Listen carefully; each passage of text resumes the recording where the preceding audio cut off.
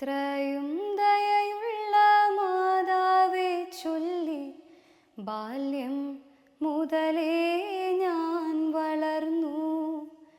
എന്നുടെ നിഴലായി നിത്യ സഹായമായി മാതാവെന്നും കൂടെ വന്നു. മാതാവിൻ ചിത്രമുള്ളുത്തരിയം അമ്മച്ചി അന്നെന്നെ അണിയിച്ചു. മാതാവെന്നും നിന്നെ കാത്തുകൊള്ളും കുഞ്ഞ് വാത്സല്യമായി കാതിൽ മന്ത്രിച്ചു. അമ്മച്ചി മാതാവിൻ ജപമാലയൊരെണ്ണം എൻ കുഞ്ഞു കൈകളിൽ വാങ്ങിത്തന്നു. മുത്തുകളെണ്ണിയ പ്രാർത്ഥനയ്ക്കർത്ഥങ്ങൾ ഭക്തിയോടെൻ കാതിൽ പറഞ്ഞു തന്നു. സന്ധ്യയ്ക്കു മാതാവിൻ രൂപത്തിൻ മുൻപിൽ തിരിവച്ചു കൈകൾ ഞാൻ കൂപ്പി നിന്നു. ജപമാല ചൊല്ലുമ്പോൾ എൻ കൊച്ചു ഹൃദയത്തിൽ ഈശോയും മാതാവും നിറഞ്ഞു നിന്നു. എത്രയും ദയയുള്ള മാതാവേ ചൊല്ലി ബാല്യം മുതലേ ഞാൻ വളർന്നു. എന്നുടെ നിഴലായി നിത്യ സഹായമായി മാതാവെന്നും കൂടെ വന്നു.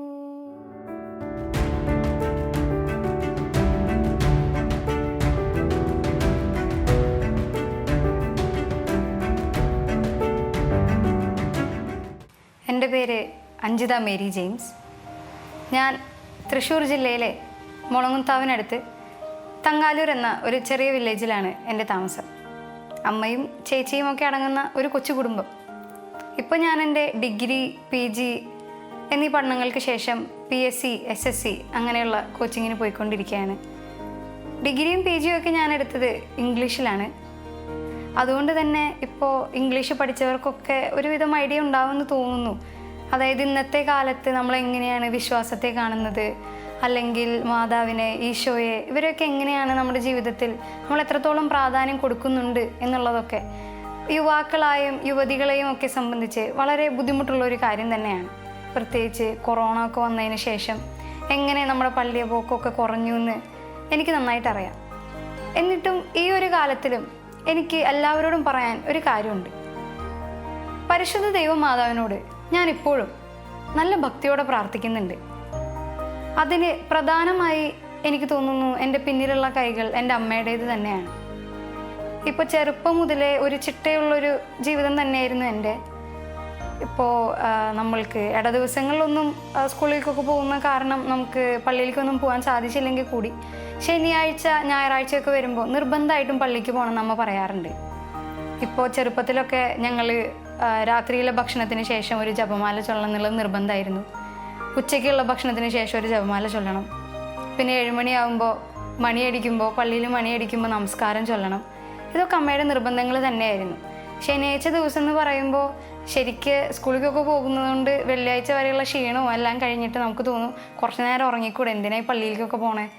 അപ്പോൾ അമ്മ പറയും പറ്റില്ല, ശനിയാഴ്ച മാതാവിൻ്റെ ദിവസമാണ്, പള്ളിയിലേക്ക് പോകാതെ ഞാൻ സമ്മതിക്കില്ല പറയും. ചെറുപ്പത്തിലൊക്കെ ഞാനിങ്ങനെ ഒരുപാട് ബുദ്ധിമുട്ടുകൾ, പ്രശ്നങ്ങൾ ഇപ്പോൾ സ്കൂളിലെ പരമായിട്ടും നമുക്ക് പഠിക്കാൻ കിട്ടാതായിട്ടൊക്കെ അമ്മയുടെ അടുത്ത് വന്ന് പറയുമ്പോൾ അമ്മ ഒരിക്കലും ആ പ്രശ്നങ്ങൾക്ക് ഒരു പരിഹാരം പറഞ്ഞതായിട്ട് ഞാൻ ഓർക്കുന്നില്ല. അമ്മ എപ്പോഴും പറയും മാതാവിനോട് പ്രാർത്ഥിക്കുക, ഒരു ജപമാല ചൊല്ലേ. അപ്പം ഞാൻ ആലോചിക്കാറുണ്ട്, ഈ ജപമാല ചൊല്ലുമ്പോൾ എങ്ങനെയാണ് നമുക്കൊരു പ്രശ്നത്തിന് പരിഹാരം കിട്ടുക? ജപമാലയിൽ ഇപ്പോൾ പ്രത്യേകിച്ച് നമ്മൾ ചൊല്ലുന്നത് എന്താ? കുറച്ച് നന്മ നിറഞ്ഞ, കുറച്ച് സ്വർഗസ്വനായ പരിശുദ്ധ മറിയമേ, ഇതിൽ നമ്മളുടെ ആവശ്യങ്ങൾ നമ്മൾ എപ്പോഴാണ് പറയണേ? എന്നിട്ട് പോലും എന്ത് പ്രശ്നം ഇപ്പോൾ പോലും പോയി പറഞ്ഞാലും അമ്മ പറയുക ജപമാല ചൊല്ലി പ്രാർത്ഥിക്കുക, അതിനുള്ള പരിഹാരം കിട്ടുന്നതാണ്. കാരണം എനിക്ക് എന്ത് ബുദ്ധിമുട്ട് വരുമ്പോഴും ഞാൻ ആദ്യം അമ്മയെ നോക്കും. അപ്പോൾ ഈ ഒരു പാട്ടിൽ നമുക്ക് ഓർമ്മ വരുന്നത്, എന്നമ്മയെ ഓർക്കുമ്പോൾ മാതാവേ നിന്നെ ഞാൻ ഓർക്കുന്നു മിഴിനീരോടെ, ആ പാട്ടിൻ്റെ അർത്ഥമൊക്കെ എനിക്ക് മനസ്സിലാവുന്നത് എനിക്ക് കുറച്ച് ബോധമൊക്കെ വെച്ചതിന് ശേഷമാണ്. ഞാൻ ആലോചിക്കാറുണ്ട് പണ്ട് എങ്ങനെ അമ്മയെ നോക്കുമ്പോൾ മാധവന് ഓർമ്മ വരാം. അതായത് ഇപ്പോൾ എൻ്റെ ജീവിതം തന്നെ എടുത്ത് വെക്കുകയാണെങ്കിൽ എല്ലാവരും വിചാരിക്കുന്ന പോലെയൊന്നും അത്ര സുഖകരമായൊരു ജീവിതമൊന്നും ആയിരുന്നില്ല എൻ്റേത്. ഇപ്പോൾ ഞാൻ ജനിച്ച് വളർന്ന സാഹചര്യമൊക്കെ വളരെ മെച്ചപ്പെട്ടതായിരുന്നെങ്കിലും ഞാൻ 10ൽ പഠിക്കുമ്പോൾ എൻ്റെ അപ്പച്ചന് ആക്സിഡൻ്റായിട്ട് മരിച്ചു പോയിരുന്നു. അപ്പോൾ ആ ഒരു നാളെന്ന് പറയുമ്പോൾ നമുക്ക് വെറും 14-15 വയസ്സ് മറ്റോ ഉള്ളൂ. ആ ഒരു സമയത്ത് എന്ന് പറയുമ്പോൾ നമ്മളുടെ അപ്പച്ചനായിരുന്ന ഒരു കാലഘട്ടം ഉണ്ടായിരുന്നു. അപ്പം എനിക്കുള്ളത് ഒരു ചേച്ചി, ഒരമ്മ, പിന്നെ അപ്പച്ചൻ ഉണ്ടായിരുന്ന സമയത്ത് തന്നെ അമ്മാമ്മ ഉണ്ടായിരുന്നു. അപ്പം ഞങ്ങളുടെ 4 പേരുടെ ഒരു ആശ്രയം എന്ന് പറയുന്നത് ഞങ്ങളുടെ അപ്പച്ചനായിരുന്നു. അപ്പച്ചൻ പോലീസിലായിരുന്നു വർക്ക് ചെയ്തിരുന്നത്. അപ്പോൾ അങ്ങനെ ഒരു സന്ദർഭത്തിൽ നമ്മൾക്ക് നമ്മളുടേതായിട്ടുള്ള ഒരു അഭിപ്രായമില്ല, നമ്മളുടേതായിട്ടുള്ള തീരുമാനങ്ങളില്ല, നമ്മളുടേതായിട്ടുള്ള പൈസ ഇല്ല. അപ്പം നമ്മൾക്ക് അത്ര വകതിരിവില്ല. ആ ഒരു സന്ദർഭത്തിലാണ് ശരിക്കും പറഞ്ഞു കഴിഞ്ഞാൽ ഇങ്ങനെ ഒരു ദുരിതമായിട്ട് ഞങ്ങൾ മീറ്റ് ചെയ്യുന്നത്, ഞങ്ങളുടെ ഫാമിലി മുഴുവൻ. അപ്പോൾ ആ ഒരു സന്ദർഭത്തിൽ ഞാൻ ഭയങ്കര ഒരു ഭീരുവായിരുന്നു ശരിക്കും പറയാലോ. എനിക്കിപ്പോൾ സംസാരിക്കുന്ന പോലെ ആൾക്കാരോട് സംസാരിക്കാൻ അറിയില്ല, അല്ലെങ്കിൽ ഒരു പഠിക്കുന്ന കാര്യങ്ങൾ വൃത്തിയായി പഠിച്ച് ടീച്ചർമാരുടെ അടുത്ത് ചോദ്യം ചോദിക്കുമ്പോൾ മര്യാദയ്ക്ക് പറയാനറിയില്ല. പാട്ട് പാടാൻ അറിയുമെങ്കിലും അത് ഞാൻ ഉള്ളിലൊതുക്കി വെക്കും, അത് ഒരാളുടെ അടുത്ത് തുറന്ന് പറയാനുള്ള ഒരു ധൈര്യക്കുറവ്. അപ്പോൾ ഒരുപാട് കഷ്ടപ്പാടുകൾ ഞങ്ങൾ 2-3 കൊല്ലങ്ങൾ കുറേ സഹിച്ചു. അപ്പോൾ ഞാൻ അമ്മയുടെ അടുത്ത് പോയിട്ട് പറയും, അമ്മേ ഞാൻ +1 പുതിയൊരു സ്കൂളിൽ ജോയിൻ ചെയ്യുമ്പോൾ എങ്ങനെയാണ് കൂട്ടുകാരോട് സംസാരിക്കുക? ഇപ്പോൾ ഇത്ര നാൾ 10 വരെ ഞങ്ങളൊരു സ്കൂളിലാണ് പഠിച്ചിരുന്നത്. അതിനുശേഷം +1 പോകുമ്പോൾ എങ്ങനെയാണ് ഞാനൊരു കുട്ടിയോടും ഒരു ഫ്രണ്ട് ആവുക? എനിക്കെങ്ങനെയാണ് ഫ്രണ്ട്സിനെ കിട്ടുക? ഞാൻ ഇപ്പോൾ ഇത്ര നാൾ വീട് എന്ന് പറഞ്ഞ് നടന്ന് എനിക്ക് ആകെ കൂടെ ഉണ്ടായിരുന്ന സമ്പാദ്യം എൻ്റെ ഫാമിലി ആയിരുന്നു. അപ്പോൾ നമ്മൾ കുറച്ചും കൂടെ ഹയർ സ്റ്റഡീസൊക്കെ ആയിട്ട് പോകുമ്പോൾ നമുക്ക് ഫ്രണ്ട്സുകളെ കണ്ടുപിടിക്കേണ്ടത് വലിയൊരു പ്രശ്നമായിട്ട് ഒരുവിധം എല്ലാ കുട്ടികളും ഇപ്പോഴും കാണുന്നുണ്ട്. അപ്പോൾ അമ്മ പറയും, നിങ്ങൾക്ക് ഓർമ്മയുണ്ടോ ഈശോ മരിച്ചതിന് ശേഷം ശ്ലീഹന്മാരുടെ അവസ്ഥ എന്തായിരുന്നു? ശ്ലീഹന്മാരും മാതാവും കൂടെ ഒരുമിച്ചിരുന്ന് പ്രാർത്ഥിച്ചത് ഓർമ്മയുണ്ടോ? ആ സമയത്ത് അവരുടെ അടുത്തേക്ക് വന്നത് ആരായിരുന്നു എന്ന് ഓർമ്മയുണ്ടോ? പരിശുദ്ധാത്മാവാ. അതിനർത്ഥം മാതാവിനെ വിളിച്ചു കഴിഞ്ഞാൽ നിൻ്റെ അടുത്തും പരിശുദ്ധാത്മാവ് വരും. അന്നൊന്നും അത് വിശ്വസിക്കാനുള്ള അത്ര വലിയ ബുദ്ധിയൊന്നും നമുക്കില്ല. എങ്ങനെ ഈ പരിശുദ്ധാത്മാവ് ഉണ്ടോ, പരിശുദ്ധാത്മാവ് വരുമോ?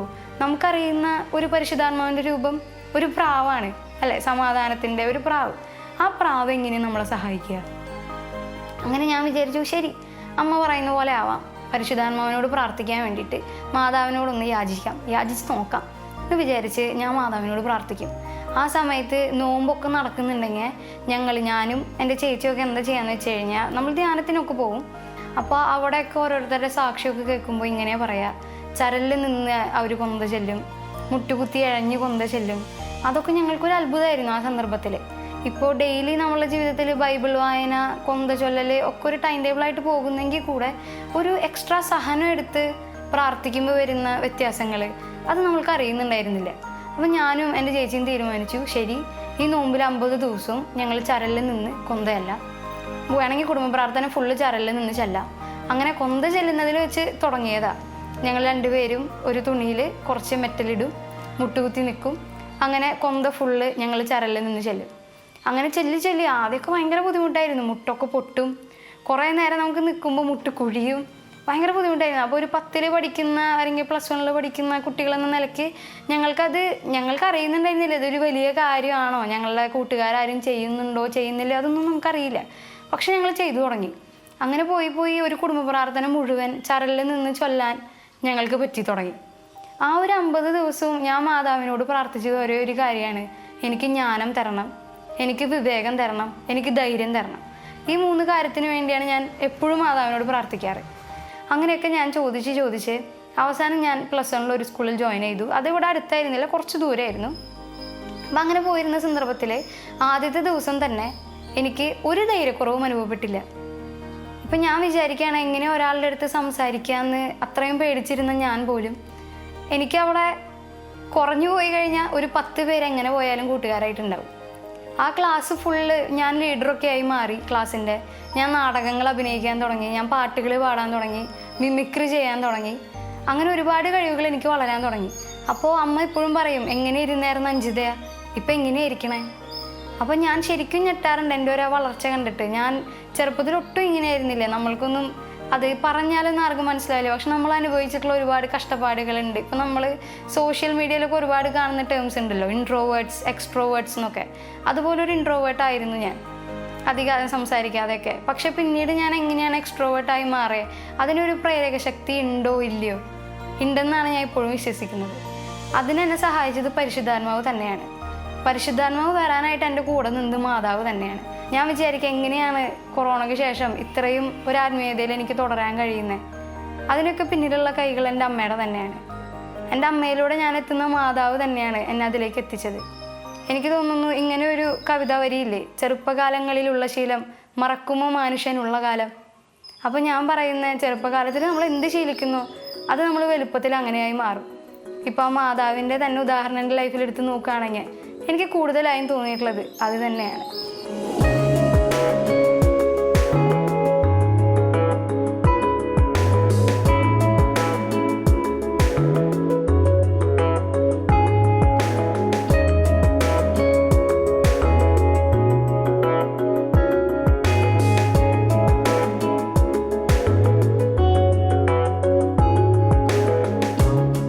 ഇന്നത്തെ കാലത്തിൽ കുറേ ബുദ്ധിമുട്ടുകൾ ജീവിക്കുന്ന യുവാക്കൾ എന്ന നിലയിൽ നമുക്ക് ഉണ്ടായിട്ടുണ്ട്. എനിക്കും ഇപ്പോൾ ഞാൻ നേരത്തെ സൂചിപ്പിച്ചതുപോലെ ഞാൻ പഠിച്ചത് ഇംഗ്ലീഷാണ്.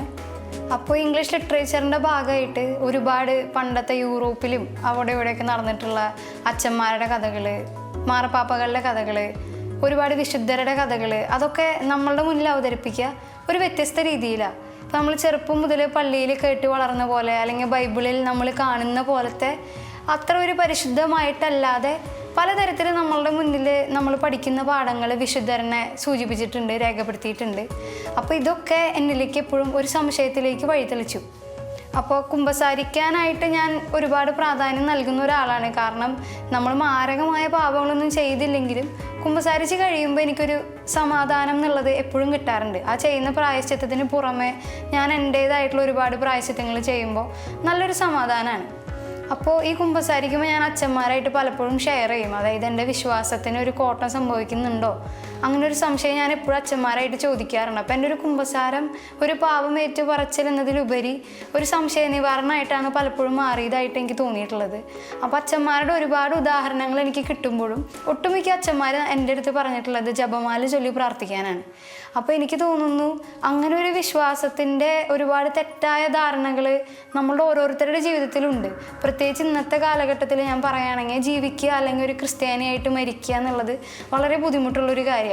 പണ്ട് നമ്മളുടെ ഒരുപാട് വിശുദ്ധന്മാരെ രക്തസാക്ഷികളായി മരിച്ച പോലൊന്നും ഇന്നത്തെ ഒറ്റ യുവാക്കളും യുവതികളും സമ്മതിക്കുന്ന എനിക്ക് തോന്നുന്നില്ല. കാരണം അവർ എല്ലാവരുടെയും ചിന്ത ഫോക്കസ് ചെയ്തിരിക്കുന്നത് ശാസ്ത്രമോ ശാസ്ത്രപരമായിട്ടുള്ള ഒരുപാട് കാര്യങ്ങളോ പുതിയ സംവിധാനങ്ങളിലൊക്കെയാണ്. പക്ഷെ അപ്പോഴൊക്കെ ഇപ്പോഴും ഒരു വിശ്വാസിയാണെന്ന് ഉറപ്പോടെ ഏറ്റു പറയാനായിട്ട് എന്നെ സഹായിച്ചിട്ടുള്ളത് ഈ ജപമാല.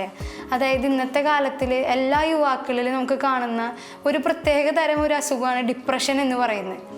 അപ്പോൾ ഈ ഡിപ്രഷൻ വഴി നമ്മൾക്ക് അനുഭവിക്കുന്ന ഒരുപാട് പ്രശ്നങ്ങൾ, പഠനത്തിൽ നമ്മൾ ബാക്കാവാം, അല്ലെങ്കിൽ നമുക്ക് ഒരു പുറത്തു പോയിട്ടുള്ള ഒരു പരിപാടിയിൽ പങ്കെടുക്കുമ്പോഴോ അല്ലെങ്കിൽ ഒരു പ്രസംഗിക്കുമ്പോഴോ കുർബാനയ്ക്ക് പോകുമ്പോഴോ ഒക്കെ മനസ്സിനുണ്ടാകുന്ന ബുദ്ധിമുട്ടുകളൊക്കെ ഈ ഡിപ്രഷൻ മൂലമാണ്. അപ്പം ഞാനും പലപ്പോഴും ഇതിനടിമയായിട്ടുണ്ട്. ഞാൻ എപ്പോഴും ഒരു വിശുദ്ധപരമായൊരു ജീവിതമാണെന്ന് പറയുന്നതിലുപരി എനിക്ക് ഒരുപാട് വിഷമങ്ങൾ ഉണ്ടാകുമ്പോൾ ഒരുപാട് നമ്മളുടെ സന്തോഷം മാറി ദുഃഖിച്ചിരിക്കുക, പഠിക്കാൻ പറ്റാതിരിക്കുക, അങ്ങനെയൊക്കെ ചെയ്യുമ്പോൾ എനിക്കൊരു നിവൃത്തി ഉണ്ടാവാറില്ല. മുന്നിൽ ജീവിതം വഴിമുട്ടി നിൽക്കുന്ന പോലത്തെ ഒരുപാട് അവസരങ്ങൾ ഉണ്ടാവില്ലേ. ആ സമയത്തൊക്കെ ഞാനിപ്പോൾ ഒരു കൊന്ത ചെല്ലുക എന്ന് പറയുന്നത് ഒരു വലിയൊരു പ്രോസസ്സായിട്ട് കാണുന്ന ഒരുപാട് കുട്ടികളുണ്ട്. ഒരു വിശ്വാസ പ്രമാണം തുടങ്ങി 5 രഹസ്യങ്ങൾ ചൊല്ലി, അല്ലെങ്കിൽ അഖണ്ഡ ജപമാല, അല്ലെങ്കിൽ കരുണയുടെ ജപമാല, ഇതൊക്കെ വലിയൊരു പ്രോസസ്സായി കാണുമ്പോൾ നമുക്കതൊരു മടുപ്പായി തോന്നും. അപ്പോൾ ആ ഒരു സന്ദർഭത്തിൽ ഇപ്പോൾ ഒരുപാട് പഠിക്കാനും ഒക്കെ ഉള്ളപ്പോൾ നമുക്കൊന്നും ചെയ്യാൻ പറ്റാത്ത സന്ദർഭത്തിൽ എനിക്ക് തോന്നുന്നു ഒരു നന്മ നിറഞ്ഞ മറിയമേ ചൊല്ലി കാഴ്ചവെക്കുമ്പോൾ ഉണ്ടാകുന്നൊരു സന്തോഷം. ആ ഒരു നന്മ നിറഞ്ഞ മറിയമേൽ നമ്മൾ ചൊല്ലുന്നത് ബൈബിൾ വചനങ്ങളാണെന്ന് ചെറുപ്പത്തിൽ അച്ഛന്മാർ പറഞ്ഞു തന്നിട്ടുണ്ട്. അതേ ഒരു വചനം നമ്മൾ എത്ര പ്രാവശ്യം റിപ്പീറ്റ് ചെയ്യുന്നു അത്രയൊരു ആത്മസന്തോഷം നമ്മുടെ മനസ്സിലുണ്ടാവുമെന്ന് പറഞ്ഞത് കൊണ്ടാണോ എനിക്കറിയില്ല എന്തുകൊണ്ടാണെന്ന്. ഞാൻ ഈ വഴിമുട്ടി നിൽക്കുന്ന സന്ദർഭത്തിൽ അല്ലെങ്കിൽ ഒരു ഡിപ്രഷനിൽ നിൽക്കുന്ന സന്ദർഭത്തിൽ ഒരു നന്മ നിറഞ്ഞ മറിയമേ ചൊല്ലി കഴിഞ്ഞുണ്ടാവുന്ന ഒരു സന്തോഷം അതൊന്ന് വേറെ തന്നെ. പിന്നെ ഒട്ടുമിക്ക കുട്ടികൾക്കും പഠിക്കാൻ ബുദ്ധിമുട്ടുള്ള ഒരു വിഷയമായിട്ടാണ് കണക്ക്. എന്നുള്ളൊരു വിഷയം ഇന്നും നിലനിൽക്കുന്നത്. എനിക്കും കണക്ക് ഭയങ്കര ബുദ്ധിമുട്ടായിരുന്നു. പണ്ട് ടീച്ചർമാർ അങ്ങനെ ചെയ്യൂ ഇങ്ങനെ ചെയ്യുന്നൊക്കെ പറയുമ്പോൾ എനിക്കും കണക്ക് എന്ന് പറയുമ്പോൾ എത്ര കൂട്ടിയാലും തെറ്റുക, എത്ര ഗുണിച്ചാലും തെറ്റുക, ഇതെങ്ങനെ കണക്ക് പഠിച്ചെടുക്കുക, ഇതെനിക്ക് ഒരുപാട് നാളൊരു സംശയം നിൽക്കായിരുന്നു. പക്ഷെ അന്നൊന്നും പഠിത്തത്തിന് ഒരുപാട് പ്രാധാന്യം കൊടുക്കാതിരുന്നപ്പോൾ അതെങ്ങനെയെങ്കിലും ഡെവലപ്പ് ചെയ്യണം എന്നുള്ളൊരു മനസ്സെനിക്ക് വന്നിട്ടില്ല. പക്ഷെ ഇന്നിപ്പോൾ നമ്മൾ ജീവിക്കുന്ന ഒരു കോമ്പറ്റീറ്റീവ് വേൾഡാണ്, അല്ലെങ്കിൽ ഒരു മത്സരങ്ങളുടെ മാത്രം ഒരു ലോകമാണ്. ആ ഒരു ലോകത്തിൽ നമുക്ക് എന്തെങ്കിലും കുറവുണ്ടെങ്കിൽ അത് തിരഞ്ഞെടുക്കാൻ അല്ലെങ്കിൽ ചൂഴ്ന്നെടുക്കാൻ നിൽക്കുന്ന ആൾക്കാരാണ് ചുറ്റുമുള്ളത്. അപ്പോൾ എൻ്റെ ഒരു അഭിപ്രായത്തിൽ നമ്മൾക്ക് എത്രയൊക്കെ കഴിവുകൾ ദൈവം തന്നിട്ടുണ്ടോ അതെല്ലാം വളർത്തുക എന്നതിലുപരി ഈ ലോകത്തിൽ വേറെ ഒന്നും നമുക്ക് ചെയ്യാനില്ല. നമ്മൾ ഒരുപാട് സ്വത്ത് നേടിയെന്ന് പറഞ്ഞിട്ടോ, ഒരുപാട് ജോലി കിട്ടി പൈസ സമ്പാദിച്ചെന്ന് പറഞ്ഞിട്ടോ മരിക്കുമ്പോൾ ഇതൊന്നും നമ്മുടെ കൂടെ വരുന്നില്ല. അപ്പോൾ എനിക്ക് തോന്നുന്നു, എൻ്റെ അഭിപ്രായത്തിൽ നമ്മളുടെ കഴിവ് 100% ഉപയോഗിക്കുന്നതിലുപരി ഈ ലോകത്തിൽ നമുക്ക് സ്വന്തമായിട്ടൊന്നും ഉണ്ടാക്കാൻ പറ്റില്ല. അപ്പം ഞാൻ വിചാരിച്ചു ഈ കണക്ക് എങ്ങനെയും പഠിച്ചെടുക്കണം. അങ്ങനെ ഞാൻ ഈ കണക്ക് ചെയ്യാനിരിക്കുമ്പോൾ എന്തൊരു നന്മ നിറഞ്ഞ പറയുമേ ചെല്ലും. അത് കിട്ടുമ്പോൾ ഉണ്ടാകുന്നൊരു സന്തോഷം. ഒരു ജപമാല ചൊല്ലുമ്പോൾ നമുക്ക് സമയം പോക്കാന്ന് തോന്നും. പക്ഷെ ഒരു നന്മ നിറഞ്ഞ മറിയമേ, അല്ലെങ്കിൽ ഒരു പരിശുദ്ധ മറിയമേ, അല്ലെങ്കിൽ ഒരു എത്രയും ദയുള്ള മാതാവ് എന്നുള്ളൊരു ജപം, ഈ ഒരു ജപം കൊണ്ട് തന്നെ നമ്മുടെ ജീവിതം മുഴുവൻ മാറാൻ പറ്റും. കാരണം ഇപ്പോൾ എനിക്ക് കണക്ക് കിട്ടുന്നതിൻ്റെ ഒരളവ് നോക്കിക്കഴിഞ്ഞാൽ പണ്ടത്തേനെ സംബന്ധിച്ച് അത് വളരെ വലുതാണ്. ഇപ്പോൾ ഒരു മത്സര പരീക്ഷയ്ക്ക് ഞാൻ ആൻസർ ചെയ്യുന്ന ചോദ്യങ്ങൾ, അല്ലെങ്കിൽ ഞാൻ കുത്തുന്ന ഓപ്ഷൻസ്, ഇതെല്ലാം ശരിയായി വരുന്നത് ഈ ഒരു ഒറ്റ നന്മ നിറഞ്ഞ മറിയമ്മയുടെ ബലത്തിലാണ്.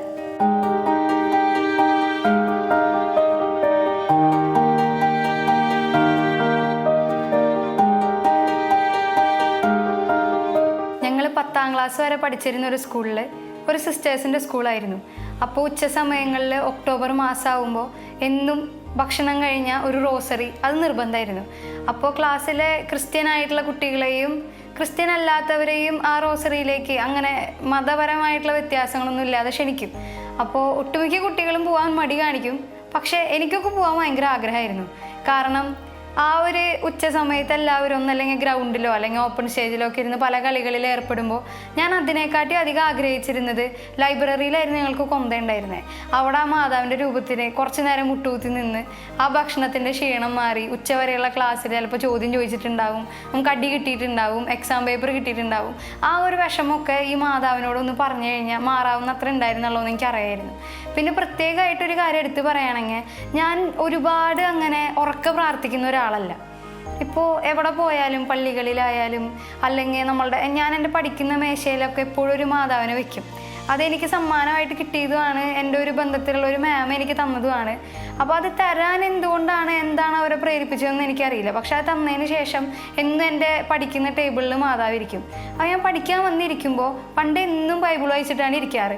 ഇപ്പോൾ ഞാൻ പറഞ്ഞ പോലെ എപ്പോഴും ഈ സമയത്തിൻ്റെ ഓരോ ബുദ്ധിമുട്ട് നമുക്ക് കടന്നു വരുമ്പോൾ ഞാൻ ഈ മാതാവിൻ്റെ രൂപത്തിലേക്ക് 1 മിനിറ്റ് നേരം നോക്കും.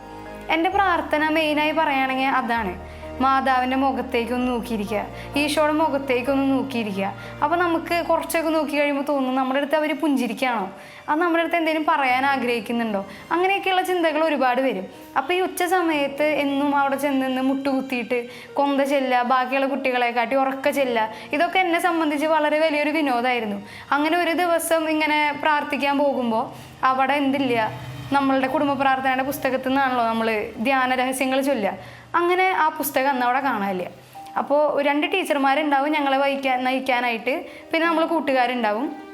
അപ്പോൾ ഈ പുസ്തകം കാണാനില്ല. അപ്പോൾ എല്ലാവർക്കും ടെൻഷനായി തുടങ്ങി. അതായത് എങ്ങനെയാണ് ചൊല്ലുക, ഉച്ചയായി, ഒരുവിധം എല്ലാ കുട്ടികളും എത്തി തുടങ്ങി, ടീച്ചേഴ്സിന് ടെൻഷൻ, കുട്ടികൾക്ക് ടെൻഷൻ.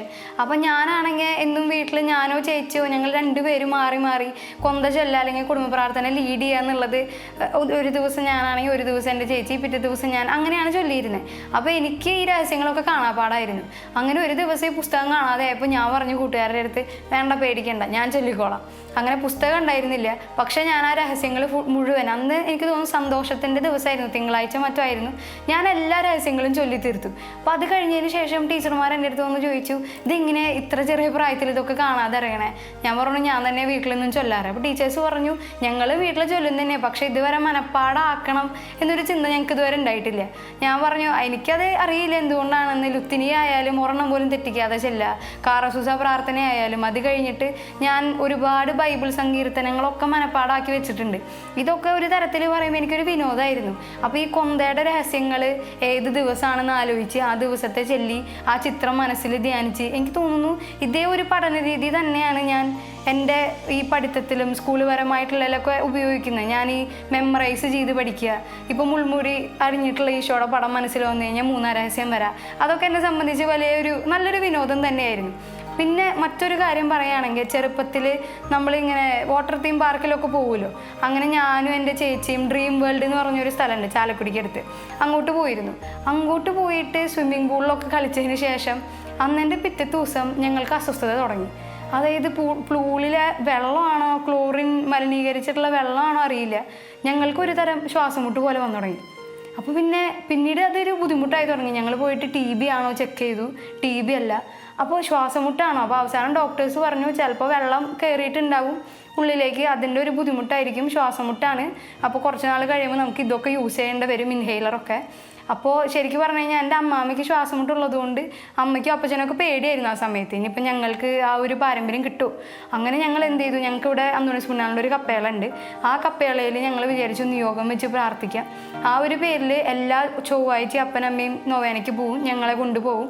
എല്ലാ ശനിയാഴ്ചയും കുർബാനയ്ക്ക് പോവും. അങ്ങനെ ഞങ്ങൾ നേർന്നു 9 ചൊവ്വാഴ്ചയും 9 ശനിയാഴ്ചയും ഞങ്ങൾ പള്ളിയിൽ പോയി പ്രാർത്ഥിക്കും, നൊവേന ചൊല്ലി പ്രാർത്ഥിക്കും, ഡെയിലി ജപമാല ചൊല്ലും ഈ ശ്വാസം മുട്ട് മാറാൻ വേണ്ടിയിട്ട്.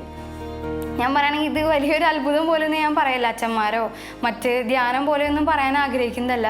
പക്ഷെ എൻ്റെ ലൈഫിൽ അനുഭവപ്പെട്ട കാരണം ഞാൻ പറയുകയാണ്. ഞങ്ങൾ 9 ശനിയാഴ്ചയും 9 ചൊവ്വാഴ്ച ഇത് പ്രാർത്ഥിച്ചു. അങ്ങനെ 9ാമത്തെ ശനിയാഴ്ച ഞങ്ങളുടെ 2 പേരുടെയും ശ്വാസം മുട്ട് മാറി.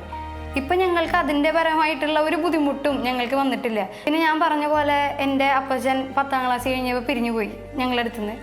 അപ്പോൾ ശരിക്കും നമ്മൾ ഗൈഡ് ചെയ്യുന്ന ഒരു ഫോഴ്സാണ് എല്ലാ വീടുകളിലും നമ്മൾ അച്ഛന്മാരെ കാണാം. നമ്മൾക്ക് എന്തെങ്കിലും പ്രശ്നം വരുമ്പോൾ നമ്മളത് തീർക്കാനായിട്ട് അച്ഛനോട് പോയിട്ട് പറയും, അല്ലെങ്കിൽ അമ്മ വഴി അച്ഛനോട് പോയിട്ട് പറയും. നമുക്ക് എന്തെങ്കിലും പൈസയുടെ ബുദ്ധിമുട്ട് വരുമ്പോൾ അച്ഛൻ കൊണ്ടുവന്ന് തരും. അങ്ങനെ ഒരുപാട് പ്രശ്നങ്ങൾ ഉണ്ടാകുന്ന ആ ഒരു സമയത്ത് തീരുമാനങ്ങൾ എടുക്കാൻ എനിക്ക് ഭയങ്കര ബുദ്ധിമുട്ടായിരുന്നു. ഇപ്പോൾ ഏതിലേക്കാണ് പോകേണ്ടത്, എന്താണ് പഠിക്കേണ്ടത്, അങ്ങനെ എന്നെ ഒന്ന് ഗൈഡ് ചെയ്യാനായിട്ട് ആരും ഉണ്ടായിരുന്നില്ല. അപ്പോൾ പലപ്പോഴും പണ്ടൊക്കെ ഞാൻ എക്സ്ക്യൂസ് കണ്ടുപിടിക്കും. അതായത് എനിക്ക് പറഞ്ഞു തരാൻ ആരും ഇല്ലല്ലോ, അതുകൊണ്ടാണ് ഞാൻ ഇങ്ങനെയായേ, അതുകൊണ്ടാണ് ഇങ്ങനെയായേ. പക്ഷെ ഞാൻ ഒന്ന് തിരിച്ച് ചിന്തിച്ചപ്പോൾ എനിക്ക് തോന്നി, എനിക്ക് പറഞ്ഞു തരാൻ ഒരാളുണ്ടല്ലോ അവിടെ, എനിക്ക് സ്വന്തം എന്ന് പറയാൻ ഒരു അമ്മയുണ്ടല്ലോ. ആ അമ്മയുടെ അടുത്ത് ചോദിച്ചു കഴിഞ്ഞാൽ എനിക്ക് കിട്ടില്ലേ. അങ്ങനെ ഞാൻ അപ്പോൾ ഒരു നന്മ നിറഞ്ഞ പറയുമേ ചെല്ലും. നമ്മളിപ്പോൾ നന്മ നിറഞ്ഞ പറയുമേ ചെല്ലാനായിട്ട് ഒരു പ്രത്യേക സാഹചര്യമോ അല്ലെങ്കിൽ ഒരു പ്രത്യേക സമയമോ അതൊന്നും നമ്മളുടെ ലൈഫിൽ വേണമെന്നില്ല. നമ്മൾ ബസ്സിൽ യാത്ര ചെയ്യുമ്പോഴോ അല്ലെങ്കിൽ നമ്മൾ കുളിക്കുമ്പോഴോ നമ്മൾ പഠിക്കാനിരിക്കുമ്പോഴോ എവിടെന്നെങ്കിലും സ്ഥലത്ത് നിന്ന് തിരിച്ചു വരുമ്പോഴോ ഇപ്പോൾ കല്യാണങ്ങൾക്കൊക്കെ പോയിട്ട് നമ്മൾ എത്ര നേരം വെറുതെ ഇരിക്കും. ആ ഒരു സന്ദർഭത്തിലോ ഒക്കെ ഒരു ജപമാല അല്ലെങ്കിൽ അത് വേണ്ട ഒരു നന്മ നിറഞ്ഞ പറയുമേ ചെല്ലിയാൽ കിട്ടുന്ന അനുഭവം വേറെ. ഇപ്പോൾ നമ്മൾ കാണുന്ന മനുഷ്യരനെ എല്ലാം ഒരു കണാക്കി തിരിച്ച് നന്മ നിറഞ്ഞ പറയുമേ ചൊല്ലുമ്പോൾ നമ്മളുടെ ഉള്ളിൽ നമ്മൾ തന്നെ വേറെ ആരെങ്കിലും ആണോ എന്നുള്ളൊരു ചിന്ത വരും. പിന്നെ എനിക്കുണ്ടായിരുന്ന ഒരു ബുദ്ധിമുട്ടെന്ന് പറയുന്നത്, ഒരു കാര്യം എൻ്റെ അടുത്ത് ചോദിക്കുമ്പോൾ ഒരുവിധം എല്ലാം ചെയ്യാനുള്ളൊരു കഴിവ് എനിക്കുണ്ട്. അതായത് പാട്ട് പാടാനായിട്ട് അല്ലെങ്കിൽ പടം വരയ്ക്കാനായിട്ട് എഴുതാനായിട്ട്. അപ്പോൾ എൻ്റെ അടുത്ത് ആരെങ്കിലും ഒരു കാര്യം ഏൽപ്പിക്കുമ്പോൾ എനിക്ക് ഒരിക്കലും പറയാൻ പറ്റില്ല എനിക്ക് പറ്റില്ല എന്നുള്ളത്. പക്ഷെ ആ ഒരു കാര്യം നമ്മൾ ഒരുപാട് ചിന്തിപ്പിക്കുകയും സമയം പോക്കാക്കുകയും ചെയ്തിട്ടുണ്ട്. അതായത് നമുക്ക് പഠിക്കാൻ ഒരുപാട് കാര്യം അപ്പുറത്തിരിക്കുമ്പോൾ ഇന്നൊരു പ്രോഗ്രാമിന് വേണ്ടി പ്രിപ്പയർ ചെയ്യുക, അതിനൊക്കെ ഞാൻ നോ പറയുക, അല്ലെങ്കിൽ നമ്മളുടെ അടുത്ത് വേറെ ആരെങ്കിലും എന്തെങ്കിലും ആവശ്യമായിട്ട് വരാം. അപ്പോൾ നോ പറയുക എന്നുള്ളതൊരു വിഷമ കാര്യമായിട്ട് നമുക്ക് പലപ്പോഴും തോന്നും. പക്ഷേ ഈ ഒരു സന്ദർഭത്തിൽ ഞാൻ എൻ്റെ മാതാവിനോട് ചോദിക്കും, മാതാവേ ഞാൻ എന്ത് ചെയ്യണം, എന്നെ ഏൽപ്പിച്ചിട്ടുള്ള ഈ കാര്യം ഞാൻ ചെയ്യണോ വേണ്ടേ, ഇത് നല്ലതാണോ ചീത്തയാണോ?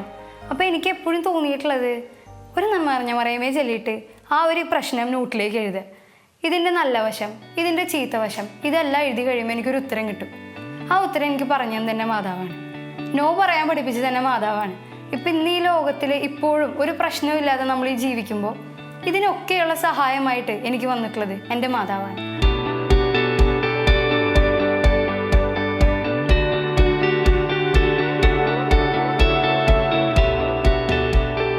എൻ്റെ അടുത്ത് എൻ്റെ കൂട്ടുകാരൊക്കെ ഇടയ്ക്കിടയ്ക്ക് വിഷമങ്ങളൊക്കെ പറയാറുണ്ട്. ഇപ്പോൾ എന്തെങ്കിലും വീട്ടിലായാലും ക്ലാസ്സിലായാലും എന്തെങ്കിലും ബുദ്ധിമുട്ടൊക്കെ ഉണ്ടാകുമ്പോൾ, ഒന്നല്ലെങ്കിൽ ഞാൻ വീട്ടിലിരിക്കുമ്പോൾ ഫോൺ വിളിച്ചിട്ടോ അല്ലെങ്കിൽ വാട്സാപ്പിലൂടെയൊക്കെ ഒരുപാട് വിഷമങ്ങൾ പറയാറുണ്ട്. അങ്ങനെ ഇരിക്കുമ്പോൾ ഞാൻ കോളേജിലൊക്കെ പഠിക്കുന്ന സമയത്ത് എനിക്ക് കുറച്ച് സുഹൃത്തുക്കളൊക്കെ ഉണ്ടായിരുന്നു. അങ്ങനെ എൻ്റെ ഒരു ഉറ്റ സുഹൃത്തായിട്ടൊരു കുട്ടി ഉണ്ടായിരുന്നു. അപ്പോൾ ഞങ്ങൾ എന്നും മിക്ക ദിവസവും നമ്മൾ ഒരുപാടൊക്കെ സംസാരിച്ചിട്ടൊക്കെയാണല്ലോ ഉറങ്ങും കാര്യങ്ങളൊക്കെ ചെയ്യുക. അപ്പോൾ ഞാൻ നേരത്തെ പറഞ്ഞ പോലെ തന്നെ ഞാൻ ഈ +1 +2 ഒക്കെ സമയത്താണ് ഒരുപാട് സംസാരിക്കലും പരിപാടികൾക്കൊക്കെ പോകലും അവതരിപ്പിക്കലൊക്കെ തുടങ്ങിയത്. അന്നോട്ട് എനിക്ക് ഒരുപാട് ഫ്രണ്ട്സ് ഉണ്ട്, നല്ലവരായിട്ട് കുറേ പേരുണ്ട്. കണ്ടുമുട്ടുന്നവരിലൊക്കെ നന്മ മാത്രം കണ്ടുപിടിച്ച് ഞാൻ അവരൊക്കെ കൂട്ടുകാരായിട്ട് പലപ്പോഴും ഒപ്പം നടത്തിയിട്ടുണ്ട്. അപ്പോൾ അങ്ങനെ ഇരിക്കുമ്പോൾ ഈ കുട്ടി എപ്പോഴും എൻ്റെ അടുത്ത് സംസാരിച്ച് ഒരു ദിവസം അവൾ ഇങ്ങനൊരു കാര്യം പറയുകയാണ് എൻ്റെ അടുത്ത്.